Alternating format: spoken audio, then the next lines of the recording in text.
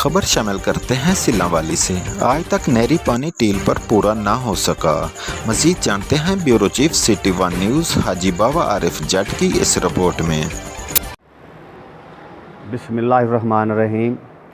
हम बनेंगे आवाम की आवाज़ के साथ। मैं हाजी बाबा आरिफ, मैं मुखातबा जनाब डॉक्टर जुल्फ़कार अली भट्टी साहब MNA नूं कि जनाब डॉक्टर साहब ਤੁਹਾਡਾ ਜਿਹੜਾ ਪਿਛਲਾ ਟਨੌਰ ਸੀ ਉਹਦੇ ਵਿੱਚ ਸਾਡੀ ਨਹਿਰ ਦਾ ਪਾਣੀ ਵੀ ਪੂਰਾ ਸੀ ਤਕਰੀਬਨ, ਅਤੇ ਨਾਲਾਂ ਵੀ ਏਡੀਆਂ ਨਹੀਂ ਸੀ ਲੱਗਦੀਆਂ ਪਈਆਂ।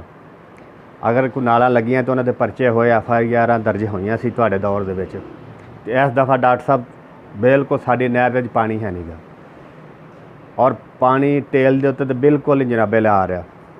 ਅਸੀਂ 137 ਜਨੂਬੀ, 139 ਜਨੂਬੀ, 136 ਜਨੂਬੀ ਅਸੀਂ ਬਹੁਤ एहतजाज ਕੀਤਾ, ਔਰ ਅਸੀਂ ਅੱਜ ਵੀ एहतजाज ਕਰਦੇ ਪਏ ਹਾਂ कि मेहरबानी करके साडा ये नोटिस लिया जाए।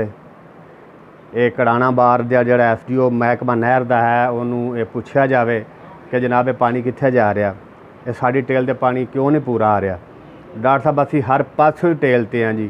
सड़क वेख लो साड़ी उस टेल के उत्ते है, कोई सिग्नल टेल के उत्ते है जी, पानी भी साडा टेल के उत्ते है जी। असी बार्डर भी साडा झंगना चनोड़ ना जा लगता जी। तो असी रिक्वेस्ट करते हैं जनाब मतलब डॉक्टर जुल्फ़कार अली भट्टी साहब नूं कि साडा नहर का पानी वेख्या जाए और इसदा फिल फॉर नोटिस लिया जाए।